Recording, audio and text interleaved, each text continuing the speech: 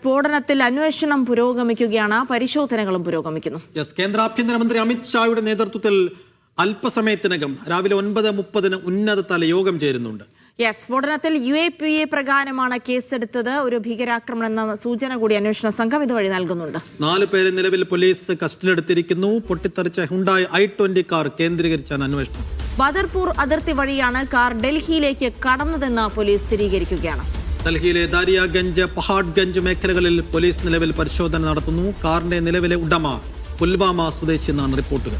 അറസ്റ്റിലായ ഇയാളെ കേന്ദ്രീകരിച്ചുള്ള അന്വേഷണവും പുരോഗമിക്കുന്നുണ്ട്. കഴിഞ്ഞ ദിവസങ്ങളിൽ അറസ്റ്റിലായ ഡോക്ടർമാരുമായി ഇയാൾക്ക് ബന്ധമുണ്ടോ എന്നതും പോലീസ് അന്വേഷണത്തിലാണ്. പ്രദേശത്തെ CCTV ദൃശ്യങ്ങളും ശേഖരിച്ചുകൊണ്ട് പോലീസ് ദ്രുതഗതിയിൽ അന്വേഷണവുമായി മുന്നോട്ട് പോകുന്ന നിമിഷങ്ങൾ കൂടിയാണ്.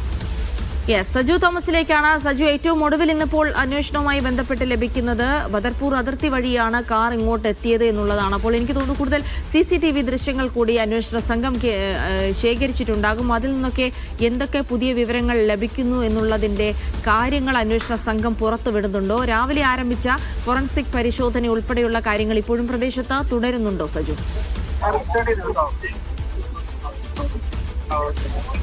ജിൽസി സൈഫുദ്ദീൻ, ഇപ്പോൾ രാവിലെ 9:30 ആഭ്യന്തരമന്ത്രി അമിത്ഷായുടെ നേതൃത്വത്തിൽ ഉന്നതതല യോഗം ഡൽഹിയിൽ ചേരുന്നുണ്ട്. എന്തായാലും അതാണ് ഏറ്റവും പ്രധാനപ്പെട്ട ഒരു വിവരം പങ്കുവെക്കാനുള്ളത്. പ്രത്യേകിച്ച് ഒരു ആക്രമണമുണ്ടായി, ഒരു വലിയ സ്ഫോടനമുണ്ടായി. സ്ഫോടനവുമായി ബന്ധപ്പെട്ടുള്ള ചില പ്രാഥമിക റിപ്പോർട്ടുകൾ അന്വേഷണ സംഘം തയ്യാറാക്കിയിട്ടുണ്ട്. അതിന്റെ അടിസ്ഥാനത്താണ് ഇപ്പോൾ അത് വിശദീകരിക്കാൻ വേണ്ടിയാണ് ഉന്നതതല യോഗം ചേരുന്നത്. നിലവിൽ നമ്മളിപ്പോൾ ഇവിടെ കാണുന്നത് CRPFന്റെയൊക്കെയും ഒരു കമ്പനി സേന ഇറക്കിയിട്ടുണ്ട്. അവർക്ക് വേണ്ട നിർദ്ദേശങ്ങൾ നൽകുകയാണ്. ഇനിയും ഈ മേഖലയുമായിട്ട് ബന്ധപ്പെട്ട് ചാന്ദിനി ചൗക്ക് അടക്കമുള്ള മാർക്കറ്റുകൾ ഇപ്പോഴും അടഞ്ഞു തന്നെ കിടക്കുകയാണ്. ഇവിടേക്കുള്ള സുരക്ഷ ഏതു രീതിയിൽ ഒരുക്കണം എന്നുള്ളതുമായി ബന്ധപ്പെട്ടുള്ള കൃത്യമായിട്ടുള്ള വിശദീകരണങ്ങളാണ് ഇപ്പോൾ ഇവർക്ക് നൽകിക്കൊണ്ടിരിക്കുന്നത്. എന്തായാലും അല്പസമയത്തിനകം ദൃശ്യങ്ങളിലേക്ക് കടന്നു വരാമെന്ന് തോന്നുന്നു. പ്രധാനമായിട്ടും ഇപ്പോൾ നിലവിൽ നമുക്ക് മനസ്സിലായ പ്രശ്നങ്ങൾ അല്ലെങ്കിൽ ഈ വിഷയങ്ങളെന്ന് പറയുന്നത്, ഈ വാഹനം ഇവിടേക്ക് കടന്ന അതിർത്തി വഴിയാണ് ഇവിടേക്ക് ഈ വാഹനം കടന്നു വന്നത്. അതുകൊണ്ട് തന്നെ ഈ വാഹനവുമായി ബന്ധപ്പെട്ടുള്ള ചില വിവരങ്ങൾ ഇപ്പോൾ പോലീസിന് ലഭിച്ചിട്ടുണ്ട്. അത് കേന്ദ്രീകരിച്ചുള്ള അന്വേഷണമാണ് ഇപ്പോൾ നിലവിൽ നടന്നുകൊണ്ടിരിക്കുന്നത്. നമ്മളിപ്പോൾ ഈ ദൃശ്യങ്ങളിലേക്ക് തന്നെ നമുക്ക് പോകാമെന്ന് തോന്നുന്നു. ഇവിടെ പോലീസിന്റെ അതോടൊപ്പം തന്നെ CRPFന്റെയും വലിയൊരു നീണ്ട നിര തന്നെ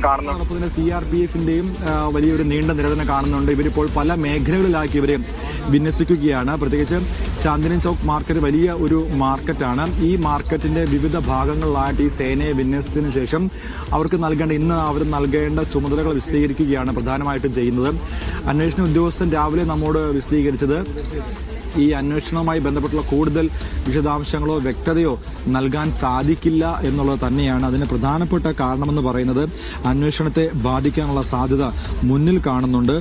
ഇപ്പോൾ നിലവിൽ ഇവിടെ ഫോറൻസിക് വിദഗ്ധരുണ്ട്, NIAയുടെ ടീമുണ്ട്, അതോടൊപ്പം തന്നെ NSG കമാൻഡോസ് ഉണ്ട്. അങ്ങനെ നിലവിൽ 3 സേനയുടെ ഭാഗത്തുനിന്നുള്ള അന്വേഷണ ഏജൻസിയുടെ ഭാഗത്തുനിന്നുള്ള അന്വേഷണം ഇപ്പോൾ പുരോഗമിച്ചുകൊണ്ടിരിക്കുകയാണ്. നോർത്ത് DCP രാജാ ബാൻഡിയ നേരത്തെ വ്യക്തമാക്കിയത് സ്ഫോടക വസ്തു നിയമപ്രകാരമല്ല കൈവച്ചത്. അതുകൊണ്ട് തന്നെ അതിന്മേലുള്ള നിയമപരമായിട്ടുള്ള കേസുകൾ BNS വകുപ്പ് ചുമത്തിയുള്ള കേസുകൾ നിലവിലുണ്ട്. അതോടൊപ്പം തന്നെയാണ് ഈ UAPA ദേശവിരുദ്ധത ഉള്ള കുറ്റം ചുമത്തിയുള്ള UAPA കേസും നിലവിലുള്ളത്. എന്തായാലും കൃത്യമായിട്ടുള്ള അന്വേഷണമാണ് ഇപ്പോൾ പുരോഗമിച്ചുകൊണ്ടിരിക്കുന്നത്.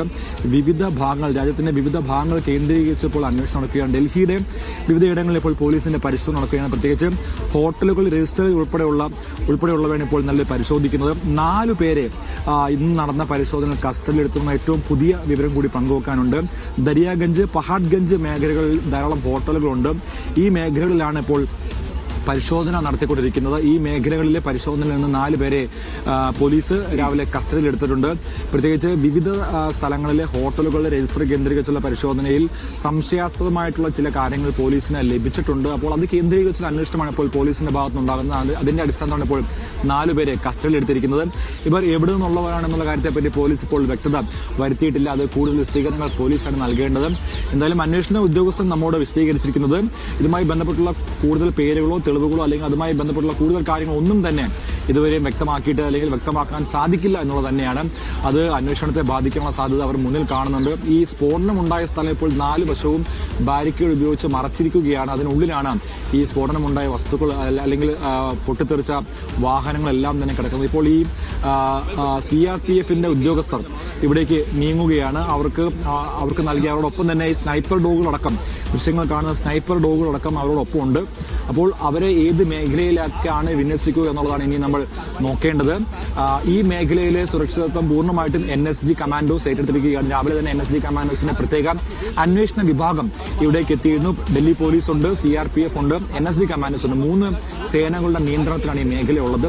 ഈ മേഖലയുമായി ബന്ധപ്പെട്ട് 4 കിലോമീറ്റർ ചുറ്റളവ്, അതായത് ഇവിടെ നിന്ന് ഏകദേശം 1 കിലോമീറ്റർ ദൂരമില്ല ജമാ മസ്ജിദിലേക്ക്. ജമാ മസ്ജിദിന്റെ പരിസര പ്രദേശം തന്നെയാണിത്. പ്രത്യേകിച്ച് ഏറ്റവും പരമപ്രധാനമായിട്ടുള്ള കാര്യം, ഡൽഹിയിലെ അല്ലെങ്കിൽ രാജ്യത്തിന്റെ ഏറ്റവും അഭിമാന സ്തംഭങ്ങളിൽ ഒന്നാണ് ഈ റെഡ് ഫോർട്ട് എന്ന് പറയുന്നത്.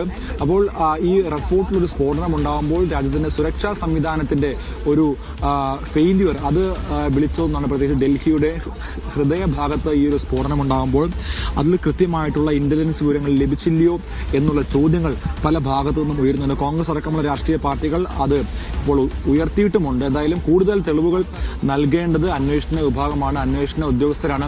അതവർ വരും സമയങ്ങളിൽ വ്യക്തമാക്കുമെന്നാണ് ഇപ്പോൾ നമ്മൾ പ്രതീക്ഷിക്കുന്നത്.